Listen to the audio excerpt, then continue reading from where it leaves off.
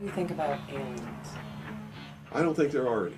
At one time, I thought that there were, simply based upon documents that I'd seen while I was attached to the intelligence briefing team, the commander-in-chief of the Pacific Fleet. At that time, and even for many years afterwards, I did not believe that the government would use me in that way. I had devoted my whole life to government service. I had been in the Air Force, I was in the Navy, I was a river patrol boat captain in Vietnam. I had proved myself. I had combat ribbons with the V for Valor. Um, there was no doubt of my loyalty to my country. And maybe that's why it was so easy to use me, because I wouldn't doubt that what I saw was real. But over the years, I've done a lot of research. And what I've discovered is there's no proof existing anywhere that extraterrestrials are real, or that have ever visited this planet, or that they exist anywhere in the universe. There is not one shred of evidence anywhere. There is lots of evidence, tons of it in fact, that there are a group of people collectively known as the Illuminati who want us to believe in some extraterrestrial threat from space so that they can cause a world government, bringing together of all the people to resist that external threat. And the first time that I saw any reference to that, I was reading some papers from the Carnegie Endowment Fund, and there was a record of a speech. It was a dinner for Viscount Ishii of the Japanese delegation, the Japanese imperial delegation, in 1917. And John Dewey was one of the speakers. And the first sentence out of his mouth, as I was reading this, I almost fell out of my chair, because this was in 1917, and he said the best way to cause all the people of the world to come together in one world government and end war forever would be if we were attacked by some other species from some other planet. And boy, that just clicked with me, and I knew that that this is just another scam. This is the age of deception. There's no doubt about it. And then 8 times during Reagan's administration, he inserted almost the exact same phrase into 8 of his speeches. And it's a scam. That's what I can tell you. What they call UFOs, these craft that fly around the sky, are real. But they're not piloted by some little green guy from some other planet. They're owned and operated by the United States of America for one, the Soviet Union for another, probably Great Britain, Canada. I think the first really operable ones were probably manufactured in Western Canada, in the wilderness, in a place especially built to create those machines, like we created the Manhattan Project, and the same kind of secrecy surrounded it. So the technology is real. It's been kept secret, and it's been used to promote this concept that there's an alien threat to this earth.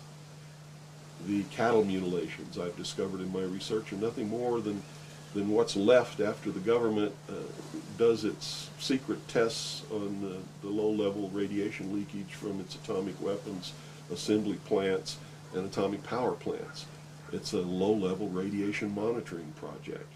And if you look at what's missing on the cattle, you'll see that it's just as clear as day. They take the lips, they take the tongue, they take a 6-inch patch of skin, they core out the rectum, the colon area, where those kinds of things would collect. They pass through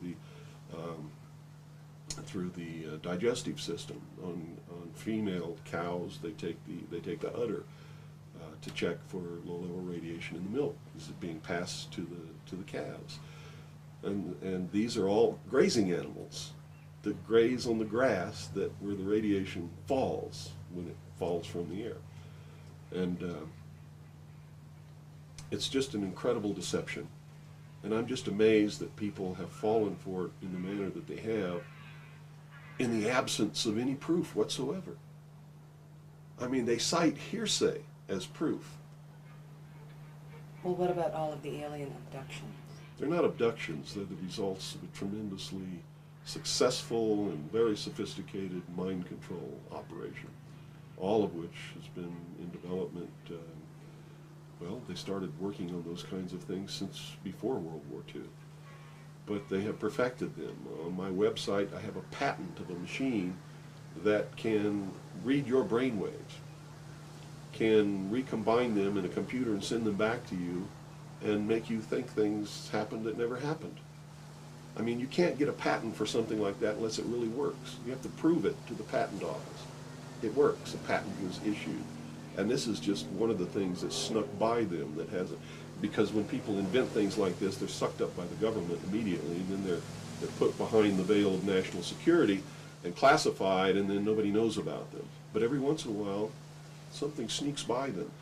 And when you do these searches in the patent office and the trademark office and in the copyright office, you come up with some real gems once in a while, and that was one.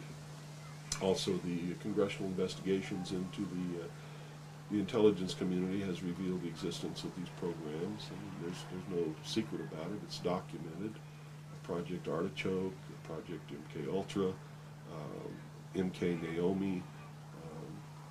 You know, I could go on and on and on all day long, and you know, if you had the time in your movie, we could lay out all the documentation, which is official government documentation, and prove beyond any shadow of a doubt that it's true. But that's what it is. It's not extraterrestrials coming down. The human body cannot pass through walls and roofs, or through windows that are closed. You know, this is all the product of the imagination and people's willingness to believe something because they want it to be true. I don't know why they would want it to be true.